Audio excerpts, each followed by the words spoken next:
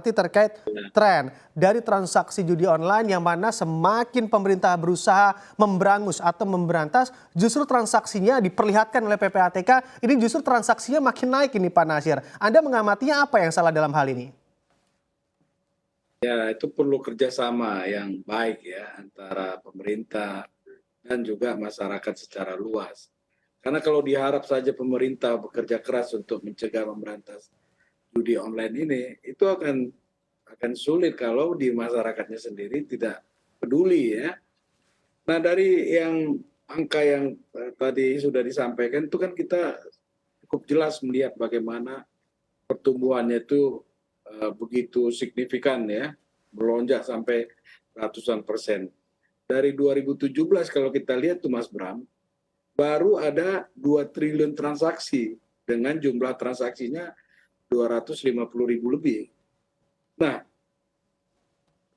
hanya dengan 1 tahun saja itu meningkatnya 200%.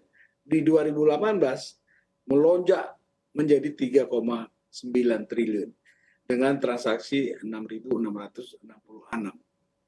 Tahun berikutnya melonjak lagi lebih dari 100%, 6,1 triliun dengan jumlah transaksi 1,8 juta transaksi lebih.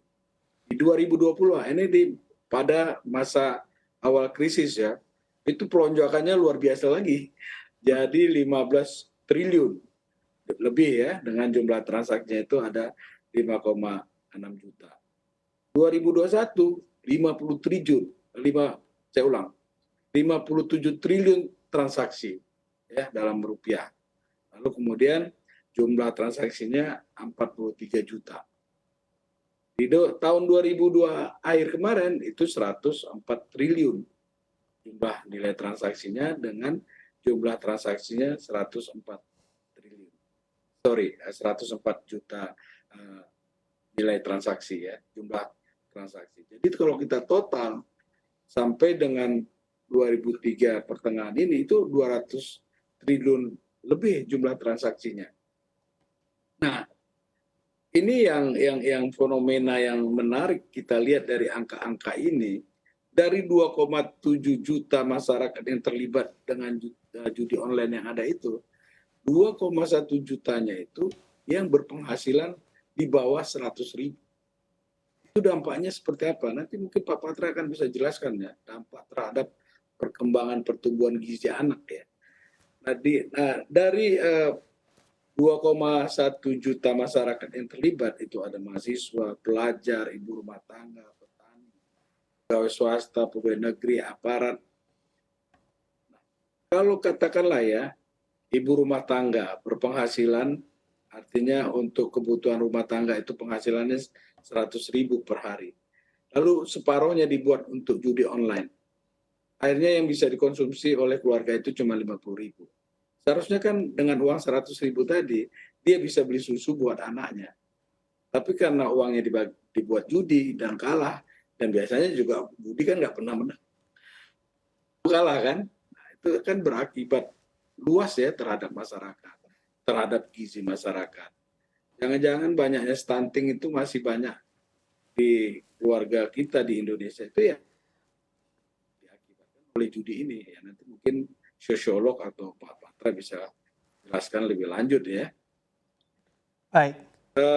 Itu ya Mas Pram yang bisa saya sampaikan. Pak Nasir, Anda dari PPATK sendiri sebetulnya melihat dengan transaksi judi online yang cukup besar yang bisa dikatakan dengan angka yang juga cukup besar dan meningkat signifikan, Anda melihatnya untuk dampaknya ke masyarakat ini sudah sebesar apa dampak negatifnya? Pak Nasir, silakan. Ya mungkin secara jeli Pak Jasra ya yang bisa melihat atau sosiolog gitu ya. Tapi memang kalau kita lihat luar biasa dampaknya. Artinya dari angka 2,1 juta masyarakat berpenghasilan 100 juta itu terlibat di judi online, itu kan berpengaruh terhadap kesejahteraan dari masyarakat itu sendiri ya. Penghasilan rendah, lalu kemudian dibuat judi. Bagaimana untuk gizi anak-anak dari orang tua yang berpenghasilan rendah tadi dan ikut berjudi? Ini kan langsung dampaknya. Nah ini kalau tidak kita atasi sesegera mungkin, ini akan sangat luas berdampak kepada kehidupan kita berbangsa dan bernegara dari sisi kesejahteraan, ya, dari sisi keamanan dan lain-lain.